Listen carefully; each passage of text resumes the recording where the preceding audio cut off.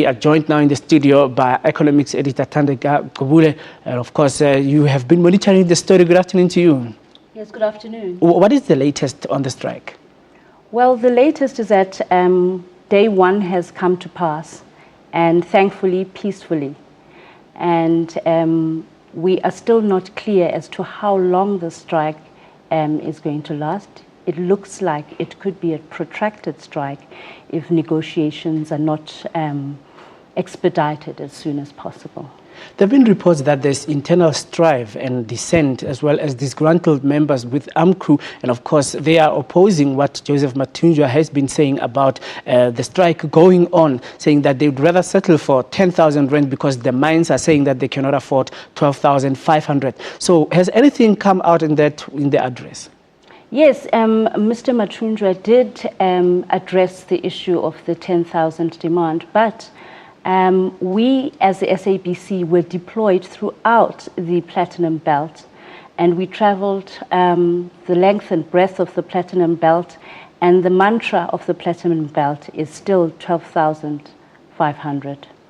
And the talk of compromise is there, but it's still a whisper among workers, and they speak about it more informally and more privately. As to the divisions, the dissent, and the ructions within AMCU, they seem to me very, very political and very, very complicated. On one hand, there is a grouping that is breaking away, or that claims to be a breakaway, which is denied by the AMCU's leadership. They are linked to, or are said to be linked to, the Workers' Socialist Party. On the other hand, you have a large presence of Bantu Holmisa's UDM among AMCU people, and we also witnessed a presence of the EFF among them, and a sprinkling of political parties. Mathunjwa has tried to move to discourage political parties from interfering with the main agenda of AMCU, which seems to be concentrated on mainly workplace demands and bread and butter issues of workers. Well, earlier you said that the strike may be protracted. Now let's talk about mine management as well as AMCU negotiating and going back to the negotiating table to review their stance on whether both of them could compromise in this impasse. Yesterday, there was no spirit of compromise evident. We went to a number of mining houses where the management and the executive committees were held behind closed doors and were pretty stonewalled by them, and they were prepared to meet the strike with equal determination as the workers were prepared to mount the strike. So how is the atmosphere like? Because you said that you have traveled around the Platinum Belt. What is the atmosphere like, and what are the mine workers saying? What is their feeling?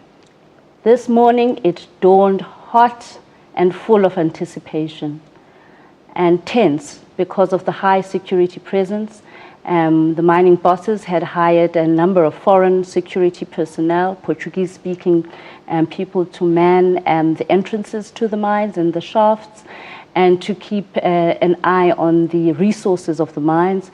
And the police kept a distance, but a visible distance from the activities. However, after the leadership of AMCU restrained the crowds who were carrying knobkeries and no pangas, but shamboks and leaves of trees, olive branches rather, he appealed for calm on the Platinum Belt, saying that let his detractors be disappointed by the calm way. You'll remember that this is the first legal strike of AMCU. The previous strikes that brought AMCU to its 100,000 strong membership were wildcat strikes in the main. All right, that's Thandeka Gqu-bule, who is the economics editor here at the SABC, and of course talking to us about the latest on the strike in the platinum industry. And of course, we'll be taking a break and coming